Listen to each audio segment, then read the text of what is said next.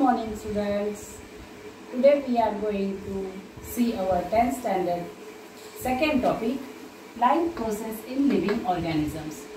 Now, what are the various life processes which you have studied in the 8th standard, 6th standard or previous many of the years or many of your curricular chapters? You have studied the life process. This word you know perfectly. Life processes which always occurs in the living organisms. Number of life processes occurs in the living organisms. Now, which are the various life processes? The life processes like digestion, nutrition, respiration, excretion, the working of nervous system, growth, reproduction. These are the various life processes which occurs in the human body. Among them, today we are going to study the part 1 of our topic, that is how the energy is produced in our body. How the energy is produced in our body with help of these life processes in our living organisms. Okay, now in this topic we are going to study living organisms and life processes. These are the various points, that main points that we are going to focus in this topic. Living organisms and life processes, living organisms and energy production, some nutrients and energy efficiency, cell division, that is a life process. These all the major points we are going to study in this topic. Before starting those topics, there are some questions given in our topic. Let me think on that processes. Let me study. Let me recall those answers. The first question is, how are the foodstuffs and their nutrient contents useful for our body? Number of items we are daily consuming, the food stuff like the carbohydrates, fats, nutrients, all these are the various food stuffs that are digested in our body and are then converted to the soluble nutrients. These nutrients are carried through the blood to our each and every cell. Meanwhile, we are inhaling, we are taking inside our body the oxygen through the process of respiration. Now, the respiration gives us oxygen.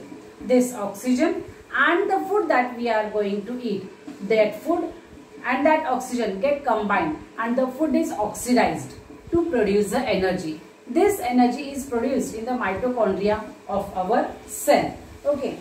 And in this way, our whole body starts functioning there. Okay.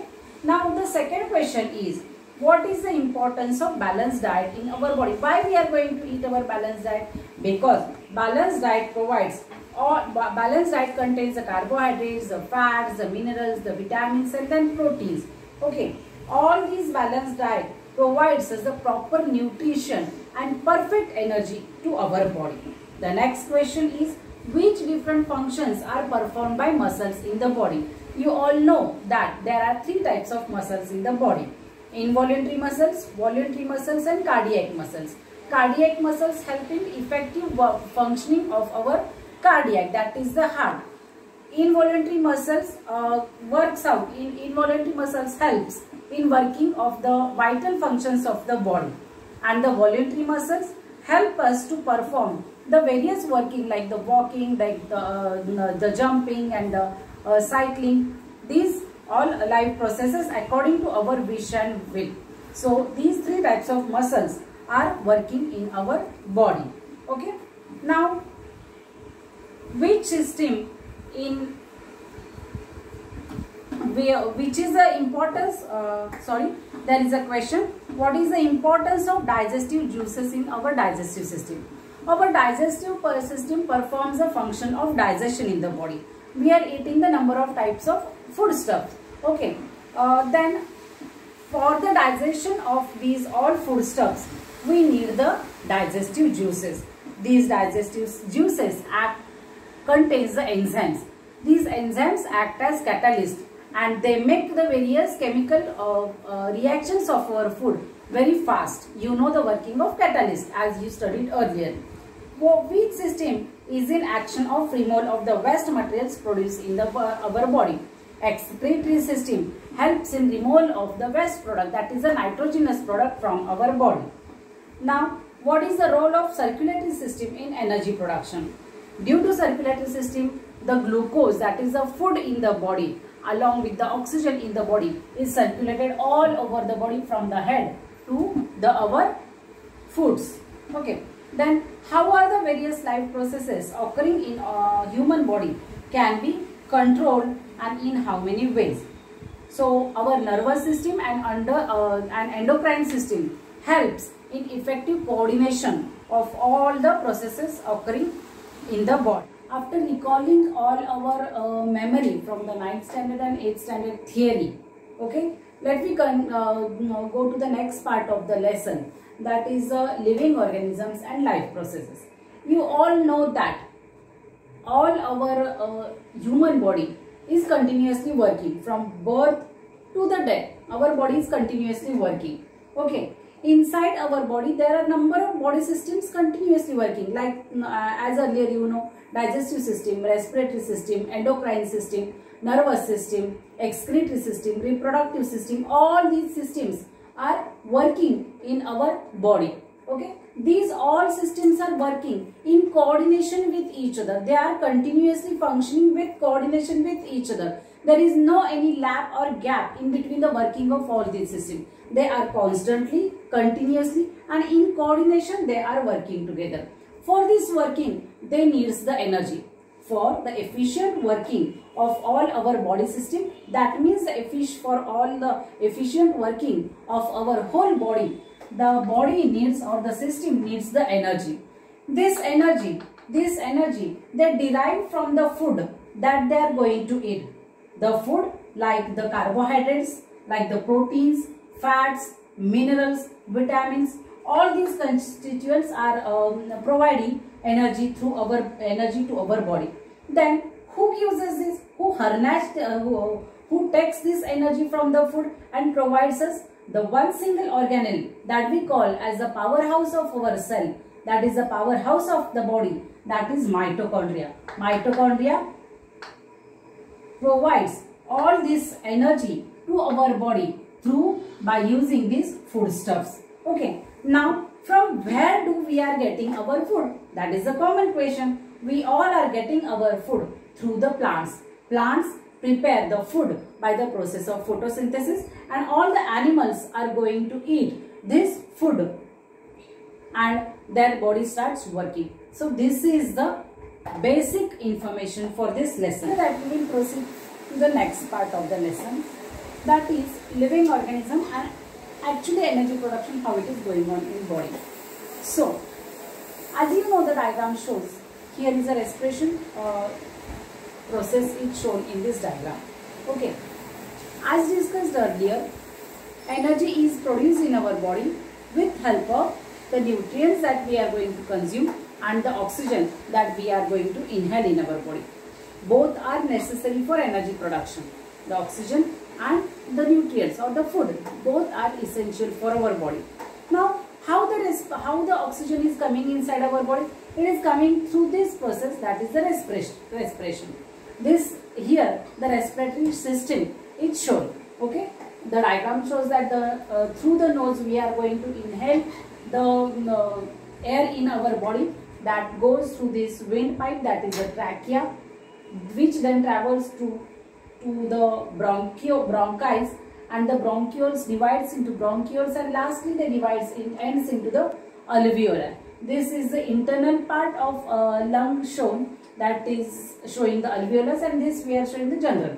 Okay, both these lungs are supported with help of the diaphragm. Help of this muscular diaphragm, our lungs get relaxed and contracted, and when they are in the relaxed position, they take in the oxygen. When they are in the contracted position, they give out the carbon dioxide. This all you know as a general term.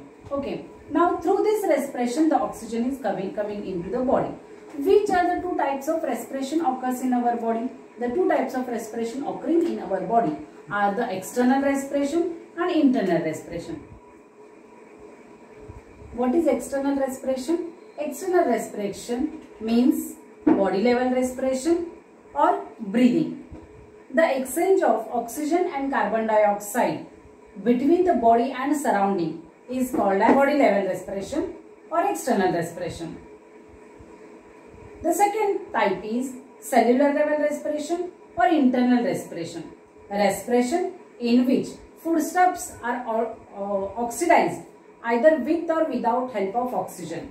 That is called as the internal respiration or cellular level respiration. There are two methods of internal respiration or cellular level respiration: aerobic respiration and anaerobic respiration.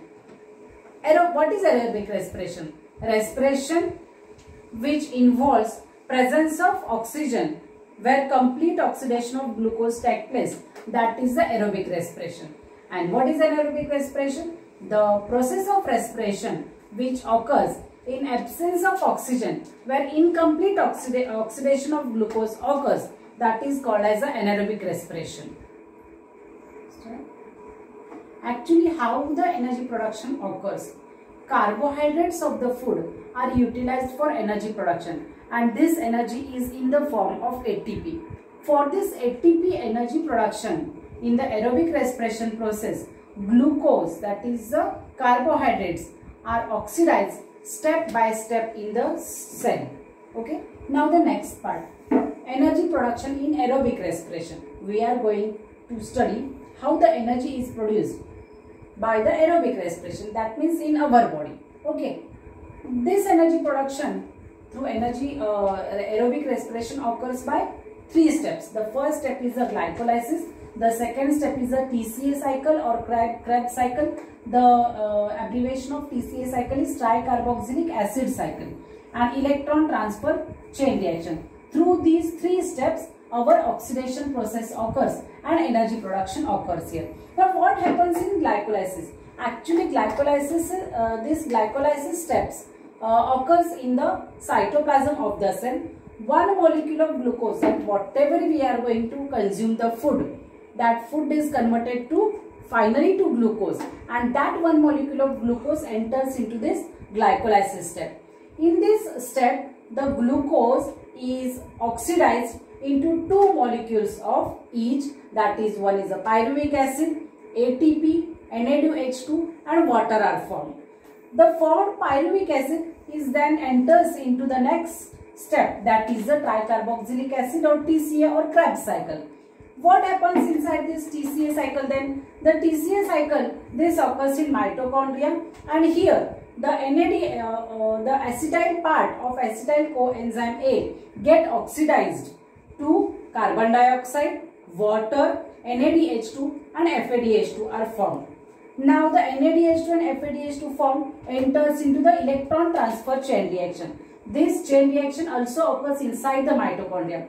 This reaction involves the conversion of NADH2 and FADH2 to the NADH2 yields 3 ATP molecules and FADH2 gives us 2 ATP molecules. Thus, glucose molecule is completely oxidized and energy is produced. As the glucose molecule is completely oxidized, this process is called as the aerobic respiration. Where does the aerobic respiration occurs? Aerobic respiration occurs in higher plants, animals and some aerobic bacteria. In conditions of insufficient carbohydrates like the fasting, hunger, lipids and proteins are also used for energy production. Means along with the carbohydrates, lipids and proteins are also used for energy production during the process of fasting and hunger. Now, as you know, the energy production occurs in three steps: the glycolysis, TCA cycle and electron transfer chain reaction. The first step here is shown, glycolysis. This step occurs in the cytoplasm. Here, one molecule of glucose is oxidized to two molecules of pyruvic acid, two molecules of ATP, two molecules of NADH2 and water is formed. This two molecules of pyruvic acid then get converted to acetyl coenzyme A or acetyl CoA. This acetyl CoA enters to mitochondria for the next process, that is the TCA cycle. Acetyl coenzyme from the cytoplasm, that is by from the first step, glycolysis, now enters into the mitochondria for performing the TCA cycle.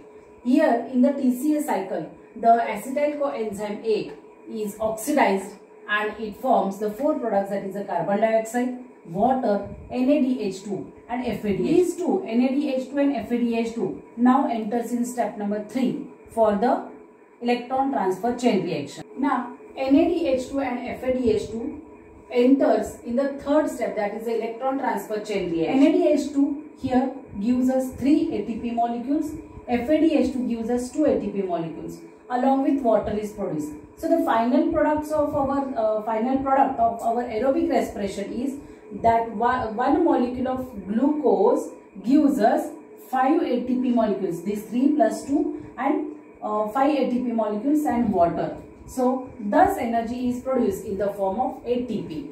Whatever food we are consuming, that proteins, fats, vitamins, minerals, all are converting to the glucose. That one molecule of glucose finally gives us this ATP molecules along with water. This is the energy production in human body. So now we will see the process of energy production through the aerobic respiration with use of fats, carbohydrates and proteins. Actually, carbohydrates are converted. Carbohydrates undergo through the step of glycolysis and produces pyruvic acid. The pyruvic acid converts to acetyl coenzyme A and enters into Krebs cycle. Along with the lipids and proteins, sometimes lipids and proteins are also used for energy production. The lipids are converted to fatty acid and these fatty acids are converted to acetyl coenzyme A. The same time, the proteins are converted into amino acids and the amino acids also converts to acetyl coenzyme A. That means finally lipids, carbohydrates and proteins, all three are converted to acetyl coenzyme A. Which acetyl coenzyme A enters into the second step of Krebs cycle or TCA cycle, and through this Krebs cycle, after that they enter the electron transfer chain reaction and they produces the carbon dioxide, water and energy. The energy production by this process is more in amount than the anaerobic respiration.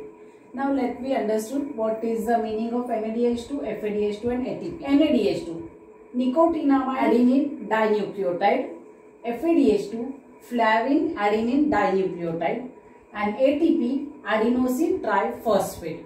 This is the energy rich molecule which is stored inside the cell, and as it stores the energy and it is present in the mitochondria of the cell, as it stores the energy, it is also called as the energy currency of the cell. And these both NADH2 and FADH2 are the enzymes which are formed in the cells and which are used in the cellular respiration. Now we will study the energy production by anaerobic respiration. Anaerobic microorganisms show this type of anaerobic respiration. Here glucose is incompletely oxidized in two steps like the glycolysis and fermentation. Okay, the end products of this reaction are either the organic acids or alcohol or the different products. In this process, very less amount of energy is produced. Some higher plants and some animals also show this type of anaerobic respiration. The most example is the seeds perform the anaerobic respiration during germination. Muscles also perform the anaerobic respiration during exercise or during fasting. Let's understand what is this process. Anaerobic respiration in living cells. Okay, here the glucose molecule or converts to glycolysis or goes to the through the step of glycolysis.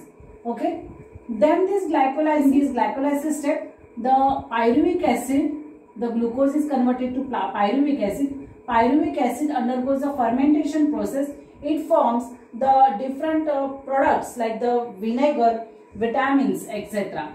These different products are used by various microbes. Okay, in the same way, glucose produces pyruvic acid. It may undergo fermentation, and by the process of fermentation, either it forms alcohol or it forms lactic acid. The alcohol is used as an yeast and lactic acid to different cells. So this is the anaerobic respiration. Basic, there is difference between the aerobic respiration and anaerobic respiration. Anaerobic respiration is used in some of the plants and some of the animals and many of the anaerobic microorganisms. But aerobic respiration is used only in higher animals. Aerobic respiration gives more amount of energy and anaerobic respiration gives less amount of energy. Now we will understand what is the basic difference between the aerobic respiration and anaerobic respiration. Aerobic respiration, oxygen is needed for this process. Compulsory oxygen is needed for this process. And here for the anaerobic respiration, no need of oxygen. Okay, large amount of energy is produced. That is, more amount of energy production occurs in aerobic respiration. Less amount of energy production occurs in aerobic respiration. Here only 2 ATP molecules are produced in anaerobic respiration, and aerobic respiration gives us 38 ATP molecules. Here complete oxidation of glucose molecule takes place. Here incomplete oxidation of glucose molecule occurs. So that the end products here are CO2 and H2O along with 38 ATP molecules. Here the end products of the anaerobic respiration are CO2 and C2H5OH along with 2 ATP molecules. As we eat different type of food components, all the food components give us various large amount of energy. So let me understood how much amount of energy is giving a particular food atom. So first we will see the proteins. Each gram of protein gives us 4 kilocalorie of energy. Lipids gives us 9 kilocalorie energy. Vitamins, they are required for efficient functioning and maintenance of body. Water, it is an essential nutrient of the body, as water is required for all of the living processes. Fibers, the fibers of the food helps in digestion of the food and excretion of the excreta.